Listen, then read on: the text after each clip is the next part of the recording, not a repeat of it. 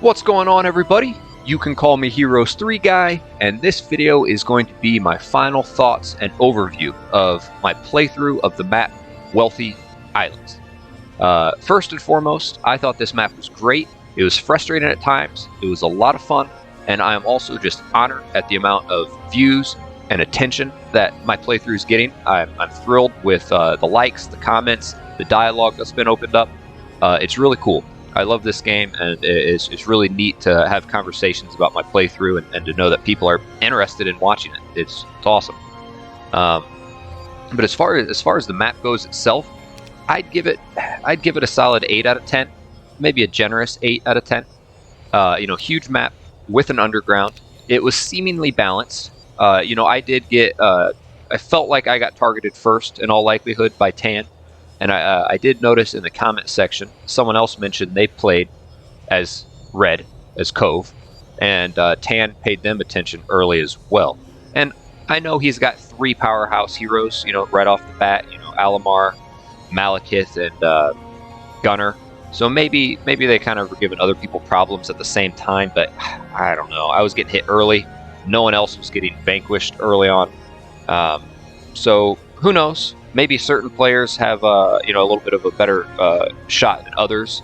They're less likely to get targeted early. Who knows? I've only played this map through once. All in all, I liked the concept enough of the Keymaster tents.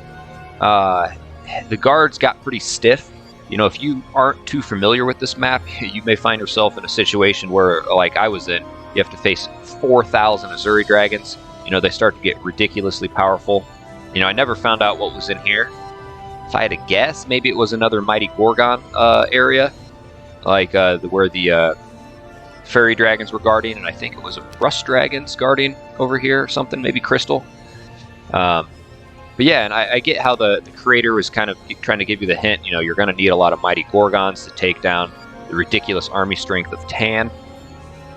One thing I wasn't huge on was the starting heroes. And perhaps the creator wasn't really meaning these guys to be your end game. I mean, these aren't really end game specialties. I mean, when you have a huge challenge in taking on Tan, it's going to help to have a hero with a really good specialty. And I mean, a level 3 creature, Grand Elves. Sorcery sounds nice, but on a big map where army strength gets, ridiculous, even the most hard-hitting spells mean less and less. Loyalness, Prayer, and good spell. There's more important spells. Also, his bonus, really only helps lower level creatures. So, and you're going to want high level creatures by the end game. Naga's okay. Black Knight's okay. That may not be bad. Orcs, come on.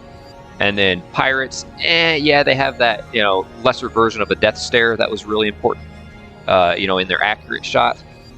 And then even in the beginning, the creator had a message that said, the pirates are going to be useful against the king's dragons. And as you guys can see, and as I predicted early, it was hard to really keep them alive. I felt like they're just too squishy. They take too many casualties over time to really just have a big threatening stack late game. And I didn't even have them in my army late game. Now, I understand that, I did get Evasius, I think from a prison on one of these islands. So maybe each one of these guys had a better late game hero close by that they had to unlock, but I don't know what the point of that message was. So I think the starting heroes could be a little better. But yeah, I thought it was great. I got a lot of comments, a number of things, talking about Water Walk. There, people said, why weren't you re-rolling the level 4 mage guilds? Well, I had so many mage guilds and level 4 mage guilds, and none of them on their own gave Water Walk. I did also notice the only player to use Water Walk was Tan. I didn't notice anyone else use it, and I kind of just thought to my head, and I didn't say it out loud, but I think it's only available to Tan. Maybe Tan's castles were the only ones that had it. And either way, I was pretty fortunate to get, and looking back, I think I was pretty fortunate to get the Admiral's hat when I did. I think one of the pieces was right here, that the Chaos Hiders were guarding early on. I think it was the Sea Captain's hat. And the reason why I think I was fortunate was because this Seer's hut required 300 Fang Arms. and it just gave me the Admiral's hat. I think that was probably a pretty important piece, and I don't know where the necklace was, but I got it early on, and that was very helpful, and that essentially did the trick of Water Walk. It was a little tedious, but these islands are close together. There's not huge bodies of water. Granted, it would have helped with secondary heroes, but I wasn't really putting too much into secondary heroes. It would have helped grab this a little easier. My Cloud Temple up here a little easier. But all in all, I had a couple of heroes with Talon Portal, and some heroes kind of roaming the map. It wasn't a huge deal to me, and I didn't bother re-rolling. I guess I could have, just for the heck of it. I mean, my resources were good, especially late game. But yeah, I really didn't see a whole lot of interest in me messing around with it, although I could have. And then speaking of secondary heroes, a lot of people thought I could have put more into Evasius. I was already extremely worried of Annabelle getting picked off. And I didn't want to, and he was even weaker. Not only was he going to get picked off by all the tan heroes that would have picked off Annabelle most of the game, but I felt like a lot of the other leaders had heroes as well that would give Evasius problems. And I thought that maybe when I got to late game, I'd be able to have two really stacked armies, and I thought he could really come in handy cleaning things up at the end. And as far as exploring the map, I felt like I was exploring it at a good pace. I just really knew that I needed to centralize all my army strength to take on Tan. I didn't want to risk losing any good artifacts, any good heroes for late game, any creatures that were on them. And I was able to fend off the other leaders early on. I mean, it was pretty early in the game that I felt like I was the only threat to Tan. A lot of these other guys weren't really that much of a threat, and I was exploring the map at a good enough pace that I didn't really bother trying to put a lot into Evasius. But I know a lot of people, they really like him. His clone specialty is really cool. But no, I didn't see any need for it, in my opinion. And then I'm trying to think of some other things that were mentioned. Oh yeah, later in the game, I had a number of people mention how I could have done some digging in the tavern and just bought heroes over and over again after a few of Tan's really powerful heroes have gone, or even some of the other leaders' powerful heroes have gone. And I could have, and that's something I'm aware of. I've done it many a times. And it was kind of silly of me to, after I killed a good hero, to just kind of casually check the tavern on day one. Let's give it a peek, I'd say. And that was silly. Either dig for him or don't. It was kind of the lazy way of looking for him. And lo and behold, Tan got, I think, all three. I know he got Alamar back. I think he got Gunner back. But even then, I felt in the back of my mind, even if they got these heroes back, I could make short work of them. They're not going to have their artifacts. They're going to start with very little army strength, albeit they were able to accumulate an amount pretty quickly, but I was already way ahead of that. I didn't see it so much as a threat. And I guess in my mind, I was wanting to get this map done. I felt like it was a tedious map to begin with, and I was just kind of hoping that I was keeping the attention of my viewers, and I didn't want to, sit in the tavern and buy guys over and over again. But looking back, I probably should have. It's part of the game, and maybe I'm a little too worried about my audience enjoying my playthrough and me playing too tedious for them. So maybe I should have taken the time and incorporated that strategy. It definitely would have helped. Gosh, as far as other critiques people gave, I know that some people were saying I should have grabbed my the pyres up here and got the phoenixes when I was concerned about attacking these Azuri dragons. They have the 19 speed.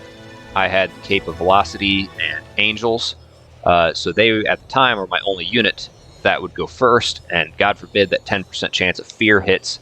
All the Azuri dragons go first. They hit me hard.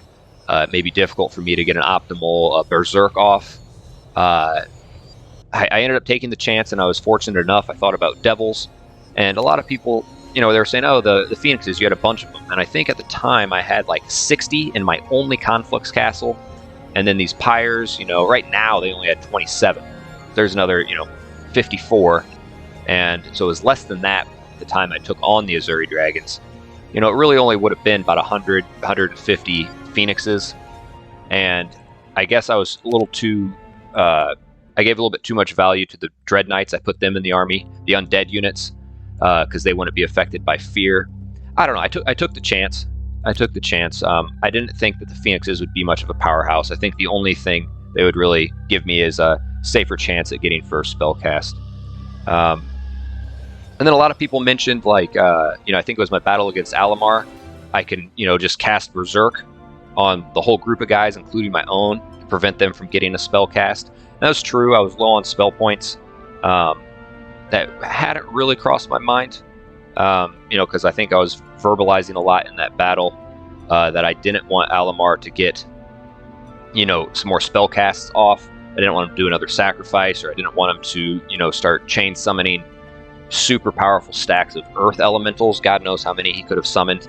And, I've been in matches where I completely eliminate an enemy unit, or an enemy, very powerful, and then they're down to their last unit, and they start summoning elemental after elemental each round, and I don't have any spell points left, and so it's up to my army strength to be able to take out a stack. And if they're not able to take out a stack in a round, I eventually just start losing. There ends up being more and more enemy earth elementals, and that can be very frustrating. He had a ton of spell points left, at maximum spell power. He had expert earth magic, so I was a little concerned about that. But yeah, all in all, I think I was pretty fortunate. I had to flee my homeland early on. I was fortunate enough to find this castle.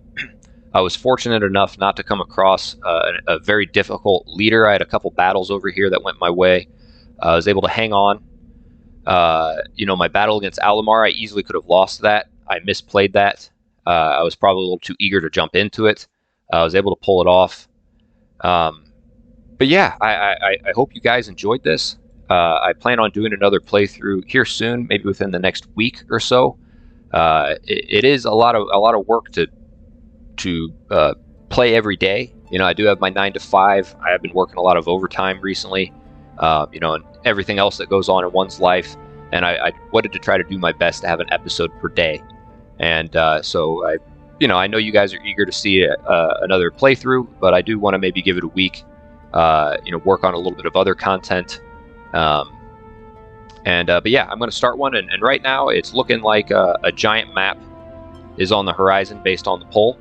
I have the map picked out depending on which map size it is. I already have it picked out, so keep an eye out for that. If you have any questions at all, anything at all, you want to comment, ask me a question about this playthrough, please feel free. I'm all for it anytime. I'll do my best to get back to you. And I'm really honored, again, that you guys watch this and are enjoying it. It's really, really cool. So until next time, guys, take care.